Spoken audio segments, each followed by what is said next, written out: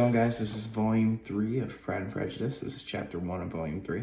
We're going to read 5 pages tonight. That's what we do. We're not going to read a full chapter, sadly.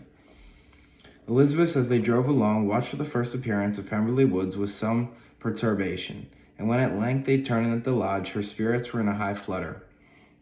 The park was very large and contained great variety of ground. They entered in one of its lowest points and drove for some time through a beautiful wood stretching over a wide extent. Elizabeth's mind was too full for conversation, but she saw and admired every remarkable spot and point of view. They gradually ascended for half an hour, then found themselves at the top of a considerable eminence, where the wood ceased, and the eye was instantly caught by Pemberley House, situated in the opposite side of a valley, which in the road with some abruptness wound.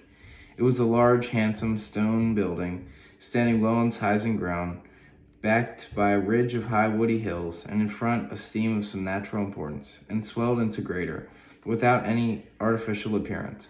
Its banks were neither formal nor falsely adorned. Elizabeth was delighted. She had never seen a place for which nature had done more, where natural beauty had been so little counteracted by an awkward taste. They were all of them warm in their admiration, and at that moment she felt that to be the mistress of Pemberley might be something. They descended the hill, crossed the bridge, and drove to the door. While examining the near aspect of the house, all her apprehensions of meeting its owner returned. She dreaded lest the chambermaid had been mistaken on applying to see the place they were admiring into the hall, and Elizabeth, as they waited for the housekeeper, had leisure to wonder at her being where she was. Housekeeper came, a respectable-looking elderly woman, much less fine and much more civil than she had any notion of finding her. They followed her into the dining parlor. It was a large, well-proportioned room, handsomely fitted up. Elizabeth, after slightly surveying it, went to a window to enjoy its prospect. The hill, crowned with wood, from which they had descended, receiving increased abruptness for the distance, was a beauty object. Every disposition of the ground was good, and she looked on the whole scene, the river, the trees scattered on its banks, and at the winding of the valley as far as she could trace it, with delight. As they passed into other rooms, these objects were taking different positions, but for every window there were beauties to be seen. The rooms were lofty and handsome, and their furniture suitable to the fortune of their proprietor. But Elizabeth saw, with admiration of his taste, that it was neither gaudy nor uselessly fine, with less splendor and more real elegance than the furniture of Rosings. And of this place, thought she, I might have been mistress. With these rooms I might now have been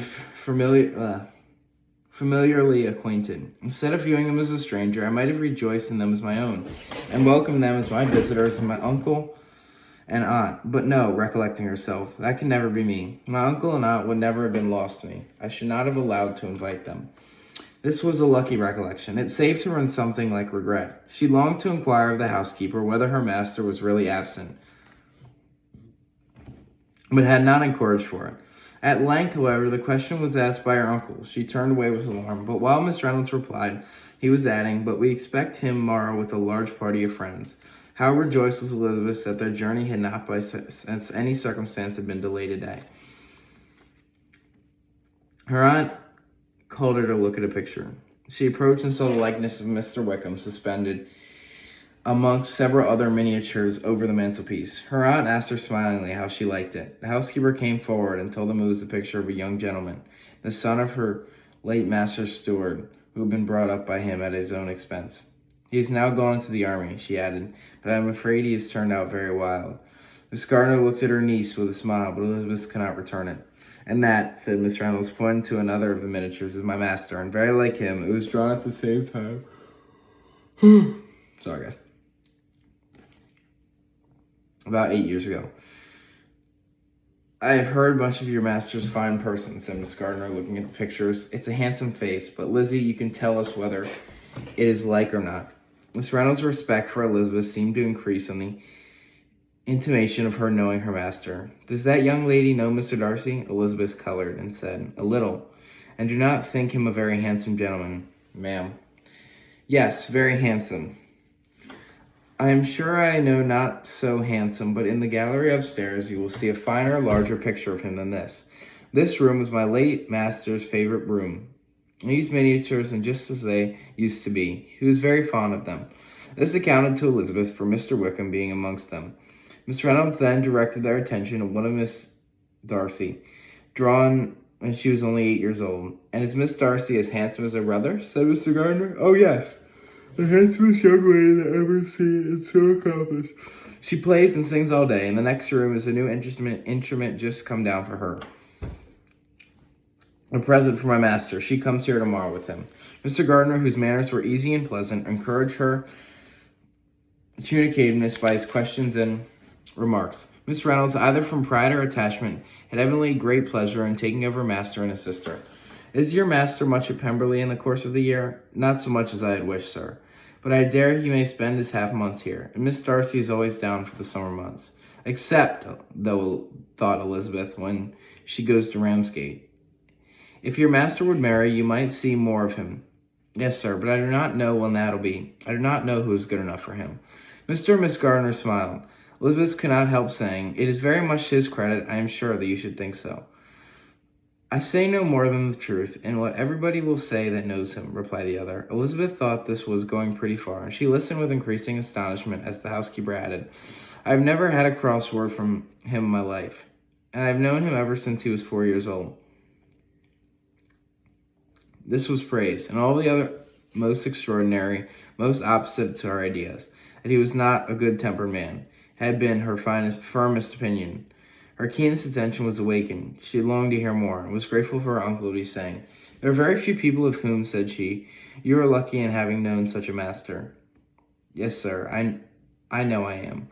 If I was gone through the world, I cannot meet with any better. But I have always observed that they who are good-natured when children are good-natured when they are grown up, and he is always the sweetest-tempered, most generous boy in the world. Elizabeth almost stared at her. Can this be Mr. Darcy, thought she? His father was an excellent man, said Miss Gardner. Yes, ma'am, he was indeed, and his son will be just like him, just and affable to the poor.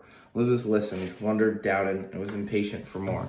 Miss Reynolds' could interest her at no other point. She related the subject of the pictures, the dimensions of the room, and the price of the furniture in vain.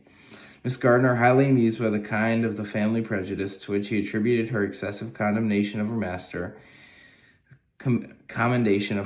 soon led again to the subject, and she dwelt with energy on his many merits as they proceeded together up the great staircase.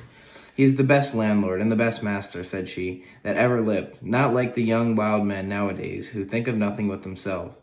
There is no one of his tenants or servants but what will give him a good name. Some people call him proud, but I am sure I have never seen anything like it. To my fancy, it is only because he does not rattle away like other young men. And what an amiable light does this place him, thought Elizabeth. This fine account of him, whispered her aunt as they walked, is not quite consistent with his behavior to our poor friend. Perhaps we might be deceived. That is not very likely. Our authority was too good. On reaching the spacious lobby above them, they were shown in a very private sitting room, lately fitted with greater elegance and lightness than the apartments below. Were informed that it was just done to give pleasure to Miss Darcy, who had taken a liking to the room when at last at Pemberley. He is certainly a good brother, said Elizabeth, as soon as she walked towards one of the windows. Miss Reynolds anticipated Mr. Darcy's delight when she entered the room. And this is always the way with him, she added. Whatever can give his sister pleasure is sure to be done in a moment. Pause. There is nothing he would not do for her. The picture gallery and 2 or 3 other principal rooms were all that remained to be shown. In the former many good paintings, but Elizabeth knew nothing of the art, and from such as they had been visible below, she had willingly turned to look at some of the drawings of Miss Darcy's in blank.